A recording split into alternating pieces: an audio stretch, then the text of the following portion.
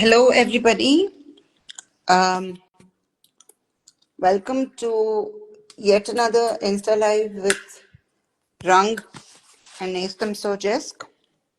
I'm Ritash, one of the co-founders of Rang, a pan-India intersectional queer trans / LGBTQIAP plus collective. We've been doing these Insta Lives for the last 2 years almost. And each time we have a guest speaker who is from the queer trans community and is also intersectional from either India or anywhere abroad. So today we have Mandy Jovial, who is from originally a country in Southern Africa, which we will not mention right away until she comes online, just for her safety, because their queer trans rights are always denied. Currently, she lives in South Africa and works with, volunteers with an organization which supports the trans, queer, and similar people in the community in South Africa, and also that of asylum seekers, refugees, and migrants who are also of various queer trans identities. So we're just checking,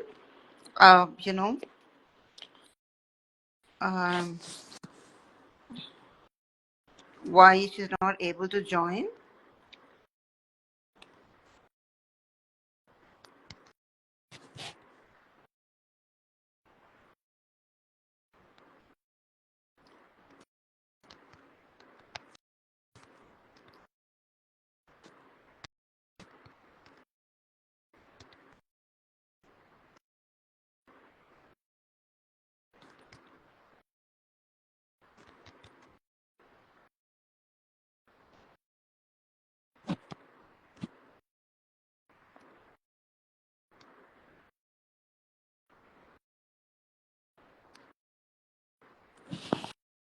Okay, so hopefully we have sometimes these technical issues.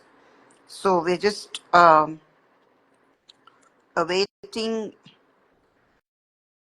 Mandy. Hey, Mandy, how are you?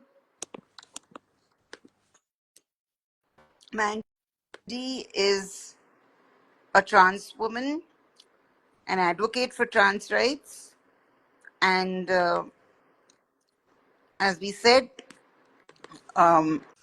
is a migrant within. Hi. Hi, I'm just trying to log into using my laptop, but it's just kicking me off and on. So I'll have to just join from the phone. Yeah, as I said earlier, you cannot do it from the laptop. You have to do it only from the phone. Okay. Okay. Instagram on the laptop doesn't allow this. That's why I kept saying, join from your phone. Okay. So Okay. fine. Right. We are here. Okay. All right. Are you Mandy? I was just introducing you. Okay. Yeah. So welcome again. Lovely to have you here. And this is the first time we are hosting somebody who's based in the continent of Africa and also is from, from associated with multiple countries there. Okay. So it's extra special for us. And of course, you have become a friend and also a fellow member of the queer trans community. Okay. So extremely delighted and honored that you quickly accepted our invitation, as in to even join this. And you know we are so grateful also, considering things have been very tough for you, right? So Yeah. without much ado, we will get started. I already introduced a little bit about the lives that we've been having for almost 2 years. The idea is to bring to the fore intersectional queer trans people from across the world through first person audiovisual narratives, of whatever you have done in your life, how it is now, what do you look forward to, and of course, the many challenges many of us in the community, just by virtue of who we are, unfortunately, our life many times is not even about living. It is surviving, and it's just navigating and negotiating almost daily, our spaces, our rights. Okay. Yeah. So, Mandy, uh, as I just very quickly introduced, I think, you might have heard some of it. As a trans woman, okay, who's out and open, all right, amidst so many, threats and, what do you say, vulnerabilities and everything. You have migrated from one country to the other in Africa. Unless you are particular, we are not mentioning the country of origin, because we know things are very difficult there. And also, you currently work with sort of, I mean, queer trans people, of course, but who are Yes. in, like migrants, asylum seekers, refugees, right? Yes. So, what is it like? I mean, just because, except for some people who will be listening or watching this live and later on, uh, many may not even know what is the situation. Okay. You're able to come live, you're talking, you're open about your identity. So people would think things are all great. Yeah. I Yeah. mean, even in countries where, amidst all the colonial hangover, right, where we've passed affirmative laws, and you have heard about this from me in various sessions that we've been part of, things are just not satisfactory at all. Okay. Yeah. But now, as a migrant, within, because again, unfortunately, many people think, oh, Africa is one homogeneous whole. That is the one of the biggest myths and misinformation that people have. Okay. So as a migrant and as a trans person who's open about herself, her identity and work, yeah, how has life been, and anything else you want to kind of start off by saying? Over to you. Okay. Thank you so much for this opportunity. And yeah, I'm glad to share with you as well, to learn and learn from each other, and also the viewers, we are people who are watching live. Well, to me, I think my journey has been a very difficult journey, being being queer, being trans, and being migrant. It has been like a very big challenge to me. At some point, I always ask myself, how do I even manage to cover up with some challenges that I have faced in the past? Coming from a country whereby being trans is not recognized by either society, either by government, or either by anyone. It's not like legal. You don't express yourself. I've been living in a fear uh, of coming out, But again, I had to make the difficult the difficult decision for me to be free. I'm just imagining myself, if I didn't come out, how will life, how would it be by now? Or maybe where will I be right now? I'll either maybe ending up like I'll end up be doing things that my parents would want. I'll be there pleasing people, pleasing government, pleasing everyone, you know. But I took a bold decision to say enough is enough. I just want to be myself. If it means I'm going to lose a parent, then it's fine. If I'm going to lose everybody, it's okay. It's better to lose everyone and have my space, right? At the end of the day, it's me. It's all about me. It's not all about my family. It's not all about anyone. So when I took that decision, that's when now I started having challenges of, number one, I have limited access to very many places. I have limited access to people. I have limited access to things that a normal person could have, you know, gotten them. That's according to where I'm coming from. So me leaving my country, it was a first thing that I have to accept, that it was forcefully on me. Because now, if I could not leave the country, then definitely I don't know how I was gonna survive by this time. But yeah, I also just I accepted everything, the challenges from my parents, the challenges from the government, the challenges everywhere. I accepted them. I carried myself. I was like, yeah, it is what it is. I wasn't meant maybe to be in my own country, and then I have to leave. So, living, going into another country is a whole lot. Like, you're starting over again. You're starting from the beginning. Number one, you have to cope up with the society. You have to cope up with language. You have to deal with new, fresh things. You have to deal with different forms of human rights violations against trans people, right? Um, one of my challenges is that when I managed to escape to Zambia, one thing that I've encountered as a trans person was, um, I was one day arrested as well by by the authorities. So I was tabled by 5 officers. You know, they're asking me like personal questions, how trans people lives start. Is it not like for them, they assume that being trans is just something that you can just wake up today, boom, then you say I'm a trans, and then maybe I'm a queer person, or I'm a lesbian, or I'm a gay person. So that's the understanding that most people do have, especially in Africa. They say being queer is a Western culture, it's a Western life. It's been imported from outside countries into Africa. So that was the time I felt like I think there's a lot that needs to be done, because if an authority, someone who works for the government, someone who have got at least access to laws, to constitutional laws, constitutional books, the person is able to read, what does it mean? What does this, how does it, like, how do I fit in their constitutional laws?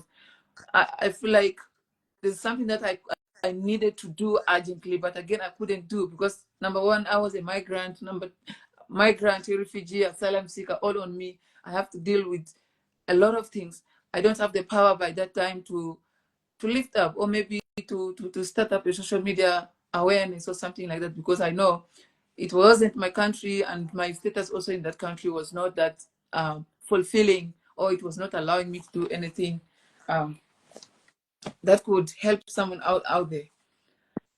So I guess now, when I left that country, then I moved here in South Africa. Yes, South Africa is a country that has got very beautiful laws, like beautiful constitutional laws that protects LGBTQ people. But again, when it comes to trans kids, I think we we as trans people, we find it very, very difficult to copy. Even if even if we are legally protected in the country, we still have lack of knowledge from the society. They do not recognize, they do not accept the trans people in their community. We have, I think since I came, I have ever had several cases of trans people being murdered just for being who they are, for what they dress. It's very, very difficult. I'm not saying we are maybe trans people are the only people that are marginalized completely, but if you look at the whole thing, you will know that I myself, as a trans person, I don't, there's the places that someone else could go, or a queer person could walk in and can attend whatever event it is. The person can just sit and attend, except me, who is not able to sit there, right? Because the first thing could have not been me, or could have been someone else, a friend, right? So the first thing that when people normally look at, how this person looks like, how you have dressed up, you know, how you talk. Of course, now some of us, we are dealing with voice. Your voice is different from how you present yourself. That's also like a challenge that we take in, because at the end of the day, we do not have choice, right? You just need to put yourself down and cope up with everything, like being more extra careful. Like you have to be careful about how you present yourself, where you go. I mean, like where you present yourself, then how you present yourself, because not all places are friendly to trans people. Yeah, and me running as presenting myself as a trans and also an activist, it has also like it has fueled homophobia and transphobia to me, because now I'm a leader, yes, but not everyone would want me to be a leader, right? Um, One of the things that I'm still dealing with until now, it's social media threats from back home, from my country, which is fine. I'm not gonna go to delete a social media account just because I'm receiving threats, or I'm receiving maybe whatever form of transfer that I'm getting from people from Uganda, or maybe from South Africa or from Zambia or where. I don't really, I don't take them like, I don't take it like in a way that I should maybe go and disappear from social media, because I know if I keep on, the more I keep running, the more I give opportunities to homophobia, to homophobic people, to, you know, so I keep on pushing. Whenever I post something, I get threats, I get what. I don't stop there. I also go and post. I get statements, encouraging statements.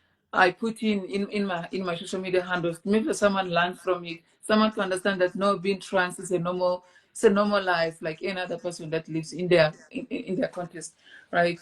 So I used my experience. I use my experience that I experienced from my family to my government until now. I use it as a tool to stand up, actually, to stand up strongly and continue serving the community. It doesn't matter. I always say that being a refugee or being a asylum seeker, it's not a disability, but it's just like a situation, the circumstances that's been limited by somebody, right? So I used all those life experiences to stand up strong and to remain resilient to the community, remain the voice for the community, and listen to them. You know, I always share my story with each and everyone that I meet who is willing to hear my story, because my whole reason for that is that I want someone to learn from my story, from my experience. It might not be that a bad situation compared to someone else, but it's something that someone could learn from it and stand also strong, you know, on your own, you know. Yeah, I guess I have gone a lot. Yeah, back to you. Oh, wonderful. Uh, there is no restriction here and how long and whatever you want to say. It's only Yeah. your safety that matters. So, because it's not like an interview, it's just a conversation through Mm, which bring out, our guest speaker, friends, what do you say, story, journey. mm, And by the way, um, the friends, our friends, is mm, saying for you, a friend from India, because Rang is a queer trans collective. It's an intersectional one from across India, and it has people from different parts of India. So the person who is saying hello to you, Mandy. He's a young human rights lawyer. He's also trans mm, man, and mm, from one of the marginalized identities, as we said, we discussed a few weeks ago about Dalits. mm, So yeah, Onkan, like you, is a relentless, fearless fighter. mm. Okay, um, Yeah. um, dealing uh, uh, uh, some of the points and many of what you said were just like wow, you deal with so much all the time. but Yeah. I can see that inner strength in you, right? I mean, Mm. Mm. it is definitely not at all anywhere near easy, but you make it sound like that. And that just Mm. means that, amidst all this, you're able to, you know, um, kind of take it in your stride at such a young age and also Mm. be there for others, right? Um, so, Mandy, oh my gosh, saying that being queer trans is an import, it's a fashion, it's a Western concept, is so common in India too, right? I don't even know where people get that idea from, like you only. I keep laughing like this every time I hear this or I hear from, directly or indirectly. I mean, Mm. what is it said about human beings? Their Mm. insecurity project onto us and use Mm. such silly, Mm. stupid, things like, oh, you have, right? I mean, what even is that, right? Any, never mind. Okay. Um, Apart from that, as you said, one Mm. country to the other is such a not just a difficulty, challenge, whatever. Mm. It's so different also, right? See, within our Mm. countries itself, the larger they are, the more diversity there is. Okay, but Mm. so moving places, even sometimes within your own town, moving from one place to the other Mm. is not just difficult in the sense readapting and stuff like that. But Mm. you have done it across countries and partly not because you wanted to, but because you needed to, right? Yeah. Uh, True. so, is it even fair to ask? Uh, you're saying, yes, South Africa things seem very lovely, beautiful in terms of, not just the country, which itself has had a very difficult past, but Mm. also in terms of laws, but Mm. nevertheless, like it happens, Yeah. um, here in India all the time. And as I said, this person, this friend Onkan, who's commenting on the Mm. chat, like Mm. vouch Yes. for it, a Mm. trans mass lawyer, you know. Mm. So he fights for others' human rights, but his own rights are often in question, right? They keep misgendering him and all. That's what he says. So Mm. this is our reality, All Mm. the policies which are supposed to be affirmative are there, but they are just Mm. there wherever they are. They don't seem to be in our lives, right? Helping us all, Yes. or even some of the times. So, amidst Mm. all this, you say yes, you want to kind of, sort of convey the message, share your story, but also unknowingly or unknowingly, you become a role model and inspiration for others, right? So, Yes. now, um, what is your daily life like at, can I mention your organization's name? Is it okay where you work? Yeah. Or Yeah. it's such a yummy name, the fruit basket. So what Yes. is Yes. so? And by the way, I have to again compliment your necklace. It is so beautiful. Mm. I think you Mm. have Thank this. you. Yeah, yeah. Oh, Thank I you. tend to observe, right? And yeah. So, what is regularly your work like? And who are the kind of people who come there? It's easy to say migrant, refugee, asylum seeker, and all that. That plus Mm. being trans, and of course being from another country and having to sometimes flee that country and come. What do Mm. you deal with? There will be stress, there'll be uncertainty, and all that, right?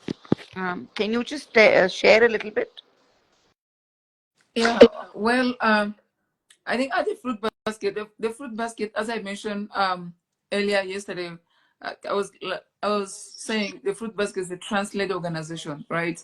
That advocates for social inclusion, legal representation, safety, and equality of LGBTQ migrants and asylum seekers in South Africa. So that was, I think, now that vision worked for, let's say, 2016, 2017 until. So when we opened a safe house in 2023, we ended up even accommodating also South Africans as well. People who are displaced within the country. Right. We accommodate them as well. So they are now the narrative of only focusing on LGBTQ migrants and asylum seekers. It has moved now to everyone, right? Where Oh, everyone is included. It doesn't matter whether you're a South African, you're not a South African, we reach out. If you reach out to us, then we'll be able to, to assist you. So, as queer organization, we deal with, of course, we deal with adults, right? We deal with people who are educated. We deal with people who are, middle class. We deal with people who are low. So we deal with all sorts of people. But also, we are growing from an area where, we have to be like very understanding the fact that people came from different places and they came from different backgrounds. They've got different beliefs. They've got different behaviors. They've got different, like, completely different mindset, right? I think that's also like a challenge to us. We're looking at it in this context whereby, let's say if someone is coming from, for example, if someone is coming from Rwanda, then definitely in Rwanda, people only speak French, and maybe a little bit of English, but mostly French, and then their local languages. So if this person comes to a space, then we also going to have challenge with language. We will not have access to the person that will translate. I think I've ever had like a scenario whereby I have to interview someone from one of the countries that does not speak English. Then I have to like I had to coordinate with my colleague from the US because he knows the language. So I have to call my colleague from the US. Then he asks the question as I do the assessment. So that's, to us, language is also one of the challenges that we have. The other thing that I think also funding is one of the challenges that we have as an organization, because most people do not want to fund the kind of work that we do. The normal, like they say, a very silly statement to say, we do not fund you because what you're doing is not sustainable, right? It's not something that one can rely on. But again, it's a life-saving thing. That it's a humanitarian work that saves life, from different ways. So we've been like trying to make sure that should not be one of our greatest challenges, because we are dealing with hundreds of people in the community, all right? Besides people that we accommodate in the house, the people that we host in the house is just like, I don't know, just like a full stop, a very small, like this, a very small number. But majority of the people that we work with, the outside and everything, going back to the point whereby people are coming from different backgrounds and coming from different families, of course, that also somehow affects us in a way that sometimes, you're trying your best to give someone a support, but the person might not take it, like, I don't know how I should say, what's the word, you try your best to give someone a support, but instead, maybe, let's say, for example, maybe instead of the person saying maybe just appreciation, but the person might come back and say, no, what you have offered is very small, it's not enough for me, but we know we put this in a context of saying we cannot save the whole world. That's one thing that, like, we're trying people to understand, that we do not save the whole world, but we can try our best, to make sure we share the resources that we have, we share amongst ourselves, all those kind of things. And of course, we are also dealing with whole lot of the issue of documentation as an organization. We say that our shelters have to be a halfway house, whereby someone just walks in, the person stays for maybe 2 months or 3 months or 6 months, then you go. You start integrating on your own in society. But again, integration in the society, you have to have documents. For a foreign national to rent a house, the person should have a valid visa in the country, a valid passport in the country. But we understand this migration thing happening where people have been displaced, like forcefully. Someone like me who just from nowhere today you wake up, you have to leave the country, because now if you don't leave, there's something that will happen. Now you end up not even carrying your documents, you're not even carrying your passport, you're not carrying anything. Only you know that, okay, if I do not have time to apply for a passport, let me work around what I have, whatever document that I have. Could have been a traveling document or what. Other means, most people, they just bother jump, you know. People bother jump because now they don't have enough resources to come into the country, right? So here we encourage each and everyone who comes as a newcomer to visit the Department of Home Affairs to claim for asylum. But again, there's a pushback from the government, from Department of Home Affairs, pushback. You go, I think this is what happened to me personally. When I came in 2023, I went and declared myself as an asylum seeker at the department. So when I went there, they put on my fingerprints, which is fine. Then they told me to go back on the next week. So what they did to me on the first day was very, like, I felt like, I even came back, I told my director, I was like, wow, Home Affairs is so nice. They're treating people very nicely. Not until I went on the second week when they told me the system is down. I was given an appointment for 2024. I'm like, okay, it's fine. Whole lot of 2024, I moved. It's like 6 times. I wasn't attended. I reached a point whereby I gave up already, right? And by that time, I was already working for the fruit basket. So I was just imagining myself, I have limitations in now accessing some places because I don't have the document. They need a representative from the organization. I can't go because I don't have the documents to sit there, right? So documentation has been a challenge that we've been fighting, I guess, since from the time the fruit basket was born until date. We're still fighting. So right now it has even gone like to extent whereby there's no room for newcomers. If you're coming in the country as a newcomer, you are not even given the chance to go and put your fingerprints, right? So it's something that right now we are trying through our legal partners like Lawyers for Human Rights. We have got queer organizations that also like offer pro bono services to our residents as well. We have got a whole lot of this organization called Access Chapter 2. I think it's the only law clinic that assists also in, if you want legal services, we do collaborate with them in terms of all challenges that's had to do with the documentation. So that's one thing that we are fighting right now in our midst. Even if yes, we are living somehow freely in the country as trans people, but again, you have to like limit yourself. Even the residents as well, we encourage them. There are places that they should not go, the places that they should go, right? So whenever they go out, it's a whole lot of worry. What will happen? Because these are people who are not documented, you know.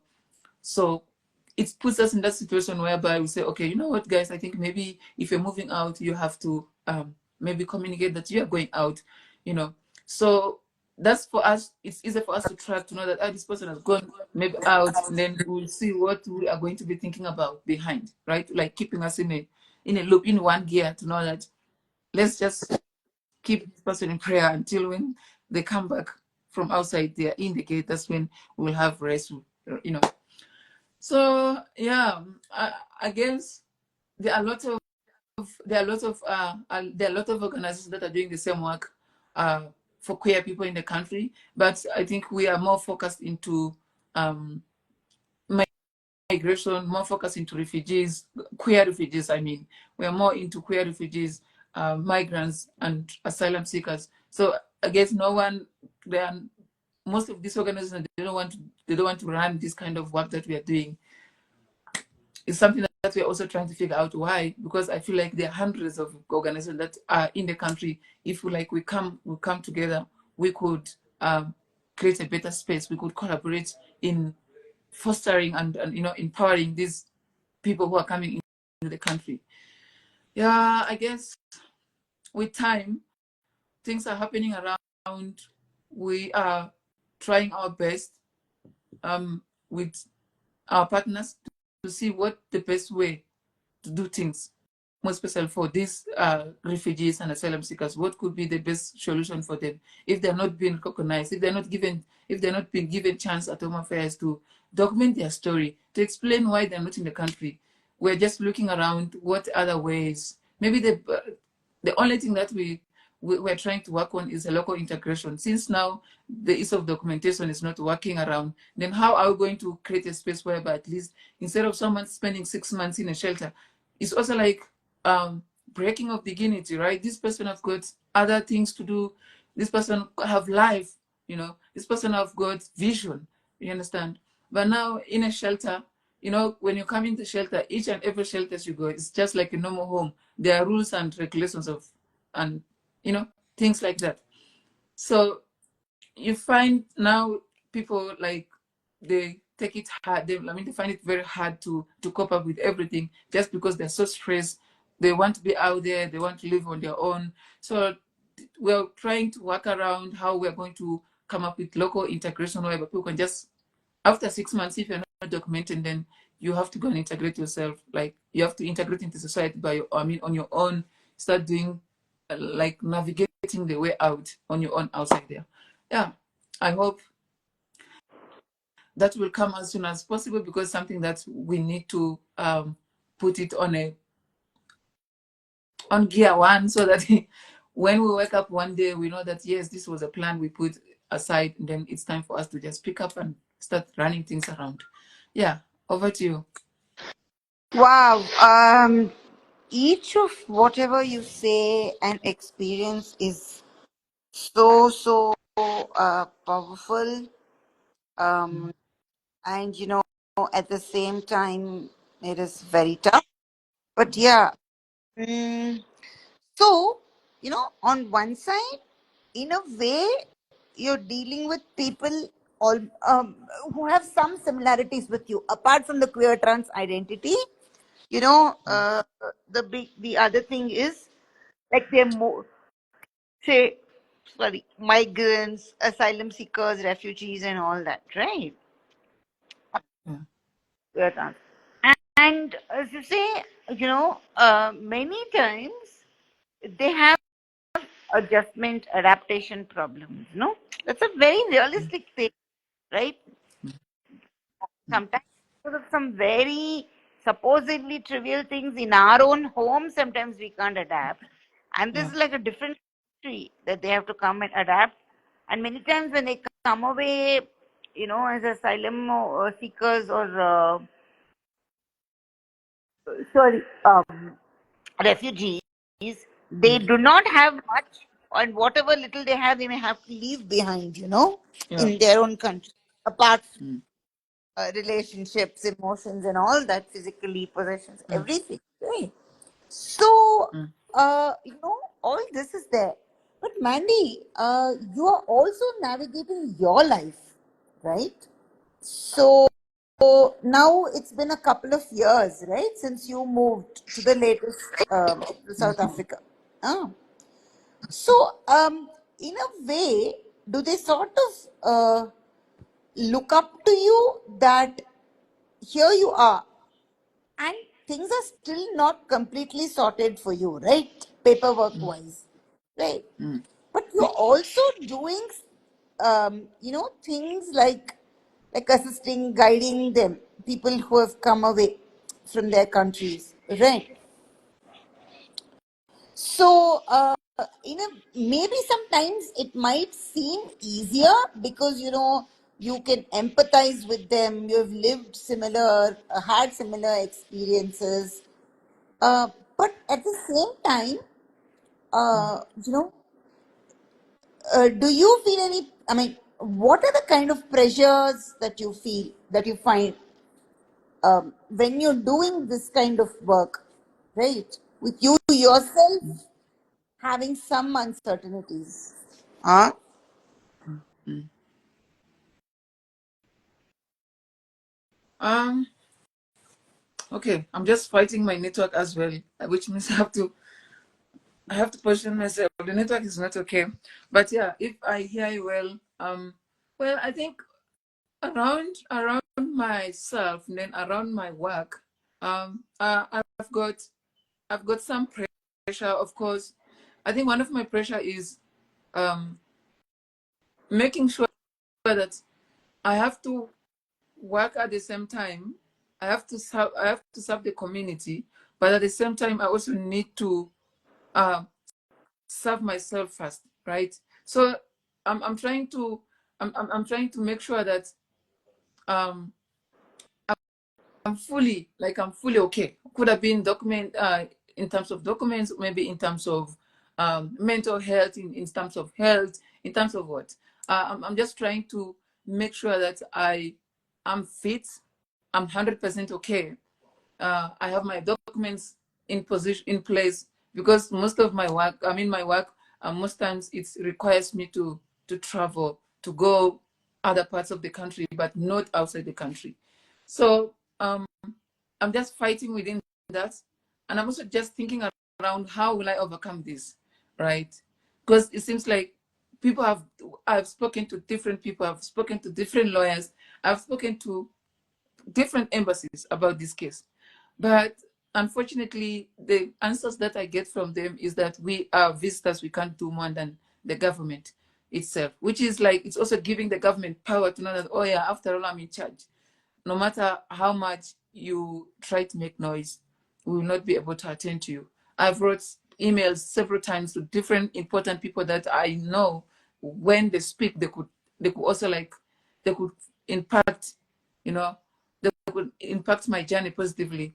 But unfortunately, the government is over them, they can't do anything. So I'm just thinking around how then will I make sure that I work in an environment whereby I know that anytime when I'm needed, I'm able to jump in a bus, I'm able to jump in a plane to go and represent the community, and then I come back also safely. So that's something that is so like stressing me each and every time. Whenever I just go to bed, I start thinking, how, which other way? I started looking at which other route did I not use? Which other person did I not text? You know, which other person did I not call? What else did I not mention in my heart? I've done everything, but seems like things are just the same. So at some point, you know, there's this moment whereby I feel so much pain in my heart, and then I'll be like, is it not better for me to just go back in Uganda and have a permanent rest, like let me go back home? But again, something comes to my mind. I was like, no, that's not the reason. I mean, that's not something that I should stress myself. I there's there's someone out there who will still need me, someone who will need my word, someone who will need a support from me, someone who, you know, why am I thinking about this? You know, I think about this several times when I feel like things are not working out. But again, I have to wake up another day, stand again strong, start over from again, from like I refresh my mind. I start from one to say, I know I've tried everything. I've tried everywhere with different people. It has not worked. But also it's okay for me to start again. It's okay for me to reach back to those people to say, hey, this is what's happening. Like updating people of the same thing over and over and over again. I guess my biggest pressure is now to leave, maybe to live here and to go to another country where I'm able to be maybe documented. But again, it's something that's not easy because my fingerprints are already in the government system, the government database. My name's already in the government database. So me leaving right now, it means I will have to go through a whole big process. It might be less than what I have done, or it might even be more than what is not done yet. So I also need to be just very extra careful about decisions that I make. You know, it's a whole lot of fighting myself. But my dream is that no matter what happens, I will keep and I'll keep on I'll keep standing for my people. I'll keep doing the work, no matter the case, you know, no matter the situation I'm living in, no matter the status that I have in the country, I will not stop serving the community. So all just about putting myself first and making sure I run or I go into places whereby I know that if I go there, I'll be able to come back safely. in which I know with myself I can do that. So the other thing that I also just want to express as a trans person, I've noticed that yes, we are millions of trans people in this country, right? And for those of us who are going into hormone replacement therapy, I think one of the biggest challenges that we have in the country where I'm living, or even in the countries that I've so far crossed through, is, you know, how to access the hormones, how to get them, how to buy them, is something that we are all rounding up as an organization itself. There are people who are reaching, there are trans women and trans men who are reaching out on daily basis. How do I get access to hormones? How do I buy them? How will you support me as an organization? You know, but unfortunately, since we are doing humanitarian support, I mean, more into relief support, we are doing relief work. Yes, if we were not helping the community in terms of maybe, let's say, food or shelter or something, I think we could work around our budget to see how we are going to create a specific budget for trans community who are already planning on affirming their gender medically. Right. So when I came in, I think one of the things that I also thought and I discussed with my director was like, okay, how about we come up with another branch of the fruit basket, where we're gonna look into only trans issues, you know, in terms of their hormones and everything. Because now if you go to government facilities, if you go to government hospitals, yes, the law says please recognize these people, grant them access, allow them to access any form of healthcare service that they might require personally. But if you go to these hospitals and clinics, no one wants to offer that. You know, no one is offering the HRT to the trans community. You go to private sectors, they are there, but they're very expensive, in which someone who is a migrant is not even working. Someone who is jobless as a South African national will not even afford the HRT. So we're like, how about maybe we just come up with that specific umbrella, I mean, a specific bucket for only trans people? Because it seems like now people are coming out to us because they know that, yes, the organization is a trans-led organization. They're seeing hope. They hear trans-led, which means, yes, it's someone. I myself, if I was the one, that's what I said one day to my colleagues. I was like, if I was the one who started the organization, I think I would put transgender people number one, and then other things would just follow later. We would first focus on trans health, and then we push with other things later. But again, there are pushbacks coming out in and out from the government. You know, also like getting this place being put together that's only focuses on trans health. I think it's a whole lot of process that needs documentation and what. I wrote the proposal. It's still right now. It's still on pending. I never sent it for review because now I've been moving a lot each and every time up and down. I didn't have like time to sit and finalize that. So I even came up with the name of the clinic that, or the space that I would want trans people just walking freely, and whether documented or they're not documented, just walking free to access their medical services. Yeah, I'm looking forward into that. Yeah, if things goes well, I don't know what happens amid the year. I don't know. But if things goes well, it's something that I'm also like, I want to push very hard. It's an advocacy plan that I need to put in position so that we see how we're going to, because I've lived that experience. I had a lot of, I cried my tears out. I cried my lungs out the time I walked into this trans clinic. I did my assessment for everything, psychologists, the doctors, they all approved that, yeah, you're okay, you can start your hormones. Not until I reached that one desk of the facility saying, you know what, you will have to buy for yourself the hormones. I was like, what? But you could have told me in the beginning, because I was very ready, me knowing that you are here. I knew that I was going to get the support that you people have been saying. But unfortunately, it's like they put people on a waiting list, and when you hear waiting list, people are talking about 2019 to 2010, 2012. We've been waiting to get hormones. Then I got very like, I got so upset. I asked them, you guys, like, why are you not offering, why are you not giving us the hormones for free? And then I got a very silly response to say, you know what? We used to give people hormones, but now when when they start taking hormones, when they get maybe boyfriends or something like that, they will not come back for the second dose. So we end up wasting the medicine. I was like, so how does it have to now affect the current generation? Yes, it's something that has been, you went through it before with different people, but I guess it's time for you to give chance to other people, right? To new generation. We are not the same. Most people who are like me, who are coming all along from very far away, we are not going anywhere. We're going to always be there as long as you're going to follow, because we all understand the consequences of living, of stopping hormones just like that. It takes time for you to live, because it's going to affect your health. If you just like, today I wake up in the morning, I don't want to take hormones, it's going to affect you as well.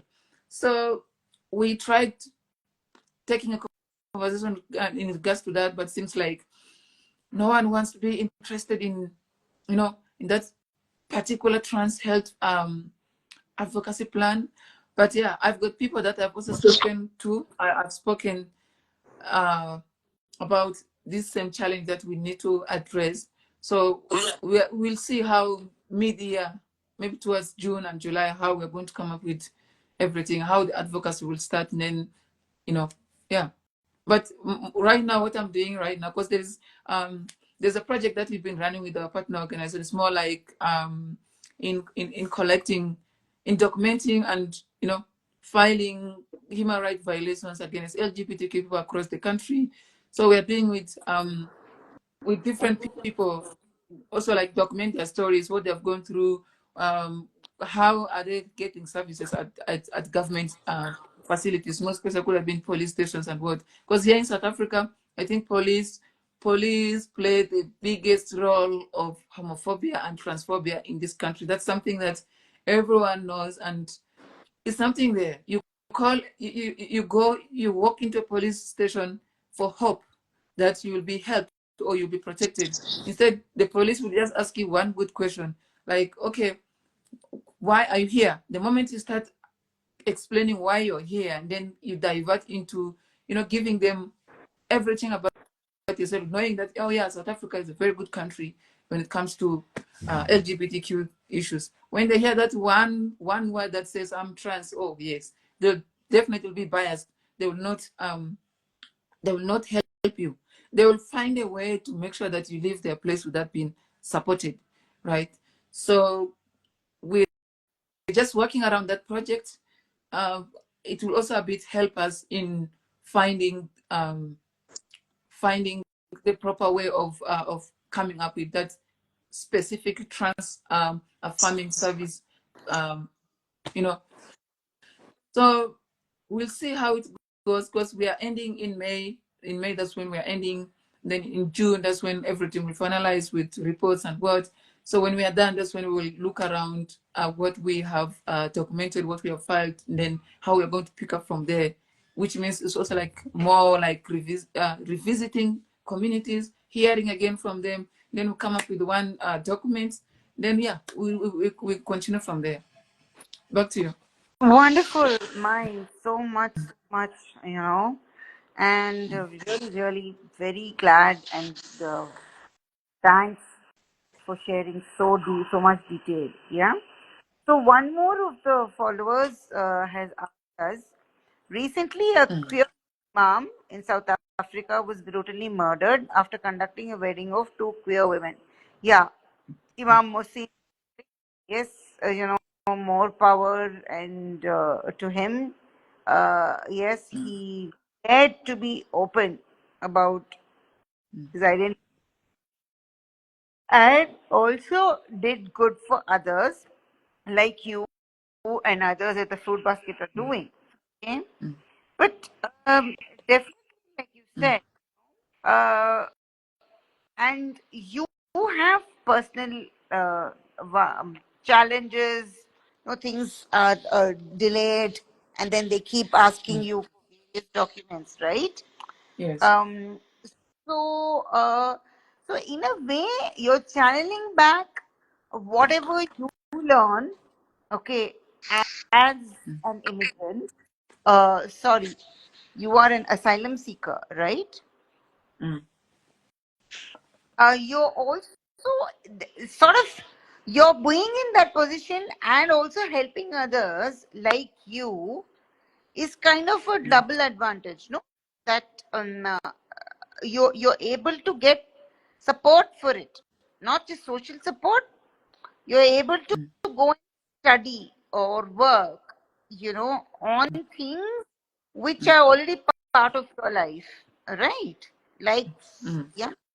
So that gives you an extra edge or sort of, to other adapting people or adapting Mm. organizations.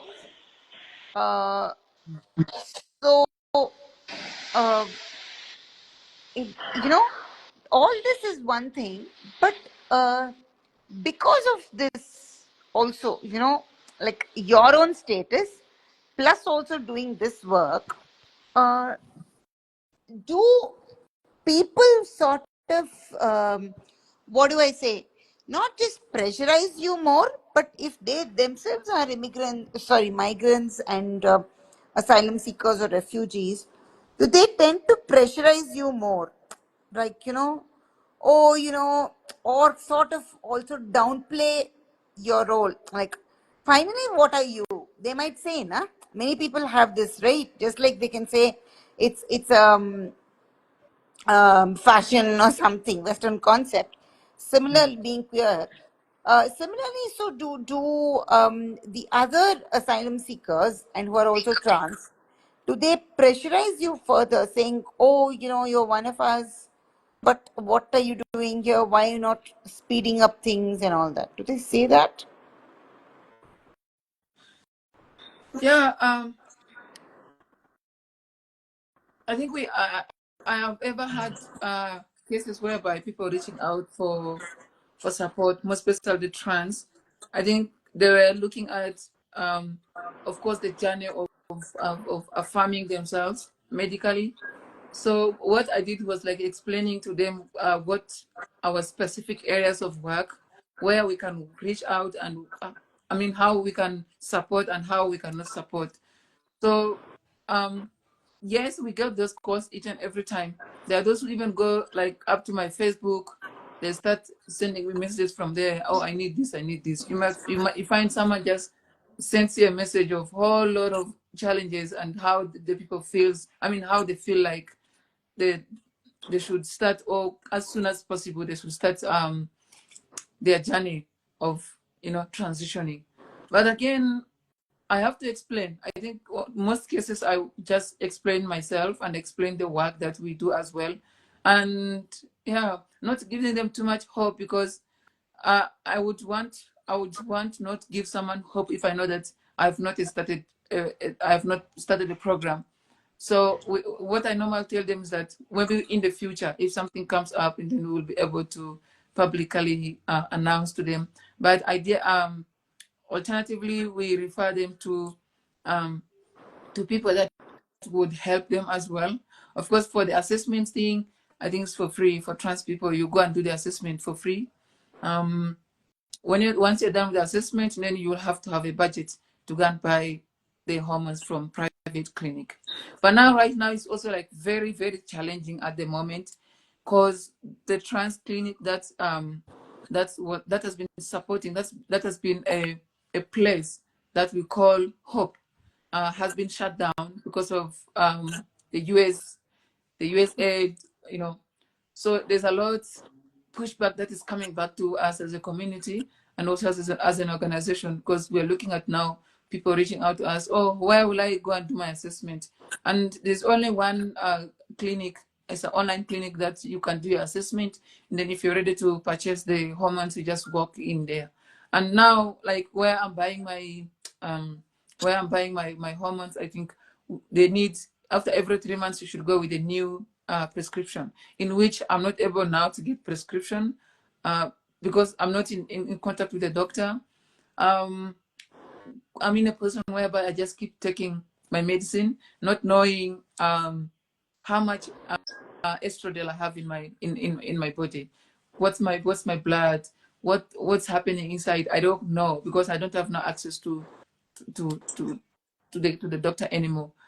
So yeah, there's a whole lot of difficulties when it comes to trans issues in the country. Apparently, I mean, right now we're dealing with whole that pressure from them because it seemed like now where they used to go. I don't know how many messages I get since February. I mean, since end of January. I don't know how many messages I get in a day. People reaching out for HRT, knowing that where they used to go, the places have been closed already. But now, even as we can't do anything, on an organization level, as an individual, we can do more than what we are doing right now. But instead, we are hoping to have, more buckets put aside for specific group of people, you know, so that when someone reach out for help, we know that, oh, okay, pink bucket, it goes to the trans, then the blue ones goes to this and that. Yeah.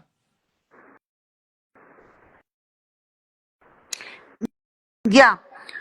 So it's lovely that you're giving so many insights in such a detailed way. Um, so now, South Africa is better comparatively, or so much advanced and better and progressive and everything in Mm, terms of their trans rights, right? mm, Policy, law, whichever. But mm, many countries, in many situations, police, though be arm of the government, mm, they'll openly tell somebody, oh, you should ask this person for her coat. And mm, also, uh, you know, the police, how do mm, they behave? Do they themselves, instead of protecting, safeguarding us, they tend to attack, assault, in the sense, not physically at least, but verbally and everything. So, how are the I think the police network is bad now. Sorry? I I think the network. I don't know if it's mine or your side. No, could be mine also sometimes, here also. Mm, So, mm, essentially, I'm trying to ask, what is the police like in South Africa? How does their mm. behavior or, approach towards queer trans people in South Africa? Um, well, I think I've mentioned earlier to say police play a very big role in terms of homophobia and transphobia. Police tend not to attend to LGBTQ issues. Police do not take LGBTQ, I mean, queer complaints very serious, like compared to other people. Can you hear me? Hello? Yeah, yeah, yeah. No, no, no. I said no. Yeah. Here also slightly it is freezing. So Mm, there's sometimes a lag, sometimes. Yeah. So now, when nowadays, with all the advancement in techniques and stuff like that, right, mm, in the hormones and all that, I mean, through HRT and other transitioning procedures, uh, mm, because otherwise, just from seeing, people have some kind of, oh, you look trans, you don't look like that, you look like that, right? You look something. Usually they keep using that word normal and all, which is not right actually. mm, So in a way, because of you having transition and everything, mm. um, does it make it slightly easier for you to be accepted? Plus, also you are with this fruit basket, which is doing very unique work, right? Very important and very tough work, right? So, does that sort of give you an advantage in the sense, especially like the other day, also you were saying you had to go to the government office for something, right?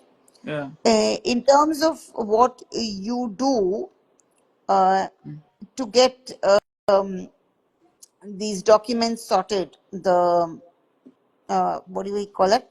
The refugee or asylum sort of related paperwork. Okay. Yeah. So, because you're also doing that as work, not just for yourself, does it give you an advantage? Because you know how to negotiate the system. Plus, also, for many of them, oh, you don't look like I said, na? You don't seem trans, you see, right? So, but we know that lots of times it's also because of the advancement in healthcare, right? And the kind of Yeah. hormones and all that, right? So, how does it work for you as an individual? That, is it easy, a little bit easier, or Oh yeah. I think on my case, it has got a little bit of advantage, and also it has got. I think that the disadvantage part is now is it's bigger. But okay, like when I went to, there was this time I went to Home Affairs. Um, that should be, yes, end of Feb when I went there. When I followed up my case, but luckily I was given opportunity to explain myself, right? So the first appointment was, they were like, um, do you have do you have do you have a medical report that talks about your surgery, all those kind of things? Because they only know that if you're a trans woman, you can only be trans when you are done, when you did your surgery. That's according to the Department of Home Affairs. They think oh, that if you're a trans man, you would have done your top surgery that affirms you as a trans man. So I was asked for that report. They were like, if I did my surgery, they want that letter from the doctor. Then which also the clinic, they have to explain when I did my surgery, all these kind of things. So I was told to go back and bring a letter from the doctor and psychologist that proves that I'm a trans. Yeah, I went and I did everything. Um, and I sent the documents to them. So that's when they started like working on me. So in my case, so before I started my HRT, I think if you had seen me, or maybe let's say 1 year ago, you would see a different person. How I present myself right now physically is different from how I used to present myself before, right? Because I'm in the process already. I'm in my journey already. So the advantage part of it, that I've just noticed something that I've been saying. I've been asking myself, how possible is this? Before I started my HRT, of course, I wasn't looking like this. Each and every time I step into Uber, I'm going out, there are high chances of me being stopped by police. Um, you know, for documents. Of course, here they ask for documents each and every time when they stop. When they stop you, it doesn't matter whether traffic officer or the police officer, as long as they're called the police, that word police in them, they can just stop in and ask for your documents and everything. So I used to have those kind of random stops before, but now since things have started now changing in me physically, I feel like now they just don't like, they don't pay much attention into me. Um, Several times if I'm traveling alone,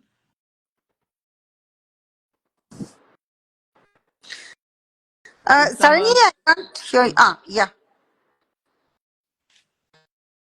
Sorry, No, sorry. no. For a few seconds, I lost your audio, but now it's fine. Yeah, please continue. Oh, okay. Yeah. So if now what's happening now is that um the disadvantage part of it, that maybe when I'm traveling with someone who is like masculine presenting in a car, of course. Okay, my phone was charging. So that's when now they have to stop, because here they assume that each and every phone now comes in is either from Zambia, I mean either from Zimbabwe or from Nigeria.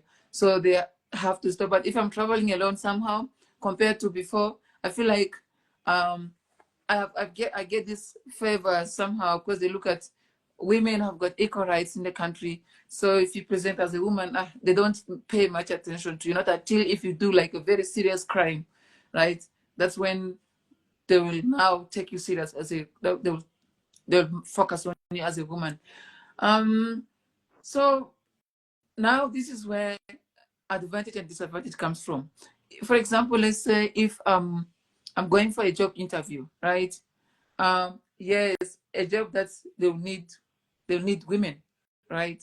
They'll need cis women to Mm. apply. Of course, I will apply. But now the challenge will come. Yes, I'm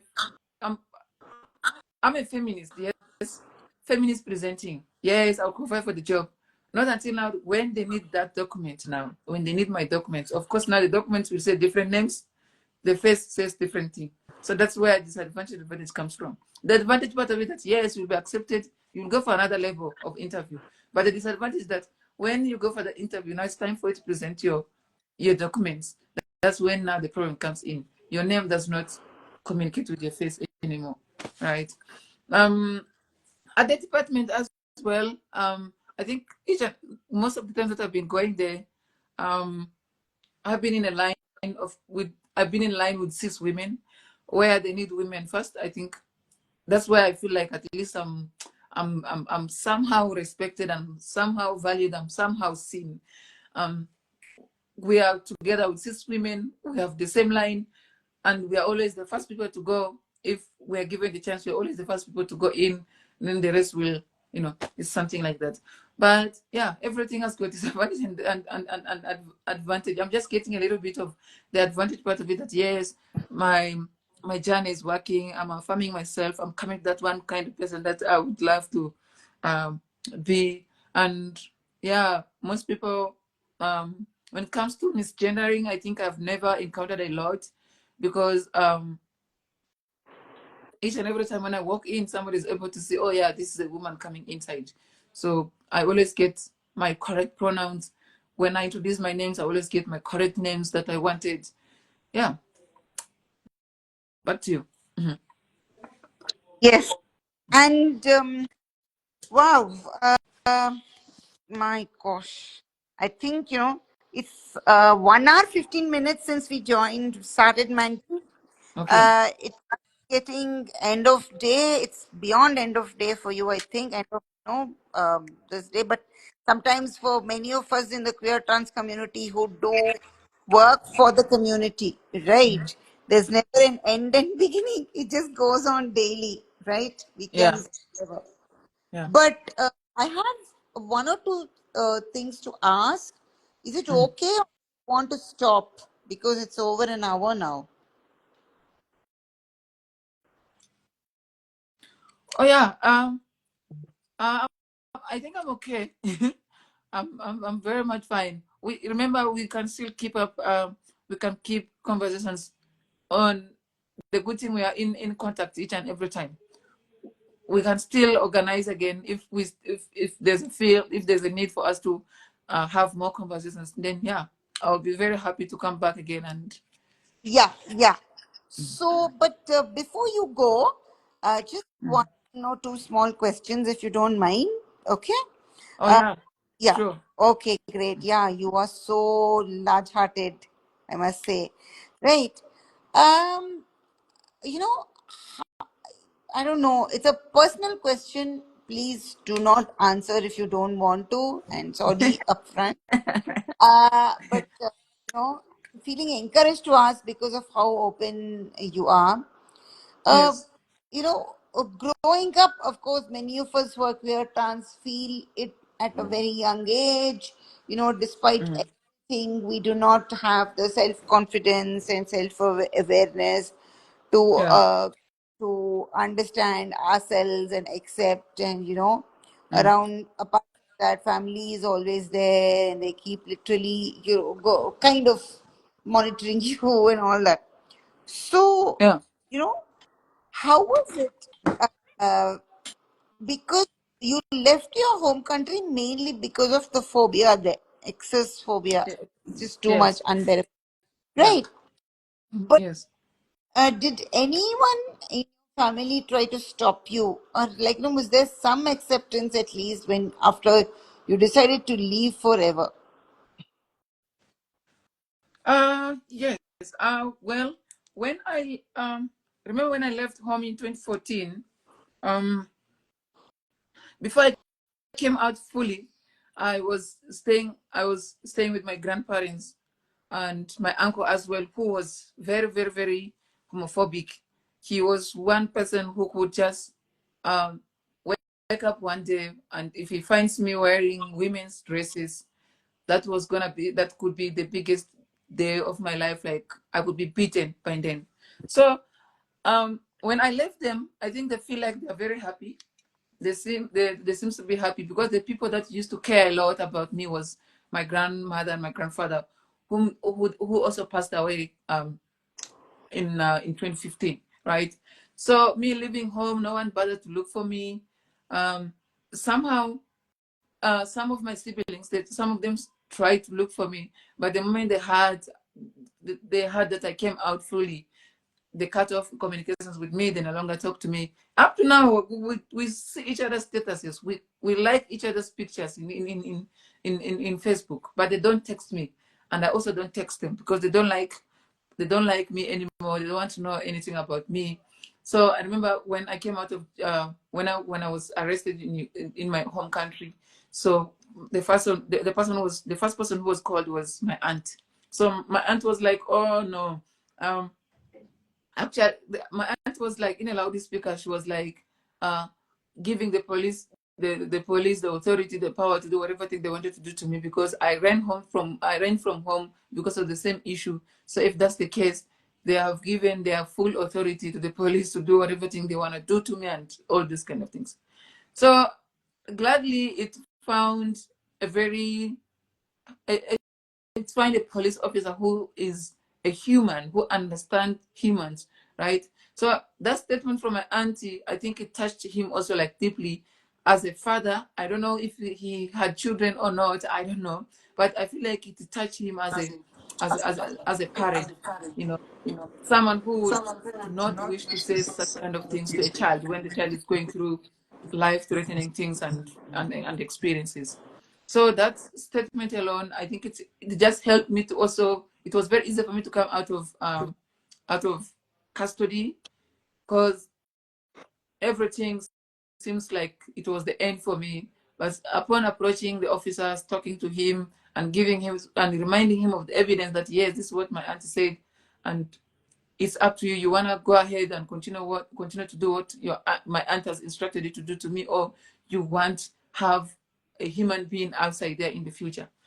So yeah, family wise, I cut off communications with my family. So when I was in Zambia as well, I received a whole lot. I still have them in my emails. I received a whole lot of messages and like transphobic words from my aunt. Everything that she wanted to say about me, she said it in that messages. And yeah, I kept everything for myself. I was like, well, it's fine. I can't live a life where I want to please people, but instead I want to be myself. The whole thing is me being myself, knowing that I'm not going to harm anybody. I'm not going to do anything to anyone, but just finding myself, you know, putting myself in where I wanted to be each and every time. So yeah, I'm happy. I'm very much happy. So one gift of life that I also have with me is that I have got this I've got I've got a I don't know how I put it, but there's a life whereby everywhere you go, you just need to you coping up with people who are there, you know, understanding what are their rules and regulations, because each and every home you go, of course there are new things. They may not be the same like where I came from, but there are different things that I cope up with. I'm able to um I'm able to socialize with people. I'm able to be with people. I have made this whole family across these countries that I have moved. I've got big families that today when I wake up, I feel like I just want to cry. I call one of them. We talk, we speak, creating things like that. That's one thing. That's one gift. Actually, I call it a gift. It's the one gift that I have since I've left home. I have never. I remember I slept. I slept outside home for 3 days. That was in my home country. I was so homeless for 3 days. But luckily enough, because of now social life, I'm able to keep up with people. Yeah, one colleague from school, we just parted off long time ago because we are in good terms in school. Yeah, I was able to be rescued and all those kind of things. Yeah, right now I feel like I'm happy because I'm meeting new people each and every day. Now I'm good in my work whereby I meet beautiful people, I meet kind people, I meet, all sorts of people that I wanted from my family is what I'm meeting right now. Yeah. Oh, okay. Yeah, I Mm, know. So, yeah, much more love and strength to you because it's not easy. mm, Whatever, but there's only so much you can take, right, from the family mm, also. So, Mandy, I think this will be a good time to stop. Definitely, as you said, we can continue these conversations. And also, I know I approach you for other input and stuff, and mutually, we learn and we live. And most importantly, I think intentionally or unintentionally, by the way, we mm, are right. We mm, spread hope and what mm, I like to say, joy, which there is not mm, much of in this mm, world, right? mm, There's more queer mm, tragedies and right violence and harm. So mm, yeah, thank you so much for sharing so openly, so deeply, very mm, very moved, inspired, and uh, wish you all the best, mm. right, as you handle so much together in such a what do you call I can just see your uh, words, your expressions, they just radiate so much strength, you know Mm. and of course, there's so much of color and joy amidst all the challenges that you encounter, right? Yeah, Yeah. and again and again, lots of love and strength to you. Very, very grateful. Okay. Mm. People will watch today, they would also watch later, listen, hear. And of course, uh, religion or not, whatever identity, whichever, all that matters. But I Mm. think what we are and what it means to us, I think, is what, like you said, na, that is Mm. self care and self love and self respect. So it's not selfishness. Yes, there's only so Yeah. much we can keep taking from others, right? Especially when it's Mm. not, it's negative. Okay. So, yeah. Um, again, thanks so much. Okay, take care, and I will Oh yeah. share this video with you. And of course, since now you're open and your handle is also visible, if at all there's anybody who wants to learn or require some assistance from you, we will redirect that message, or they may message you directly, if at all anything. Sometimes those things also happen. Okay. Okay, very, very good evening and happy weekend, and take care, and um, all the best. And yeah, being Wonderful. great. Thank you so much. Yeah, I'll always emphasize when we'll keep up conversation. I'm always open for conversations, for talks, for anything. I'm always open. Yeah, thank you so much for giving me this opportunity, and yeah, we look forward into more conversations. Yeah, beautiful. Okay, Oh, bye. all right. All right. Bye. All right.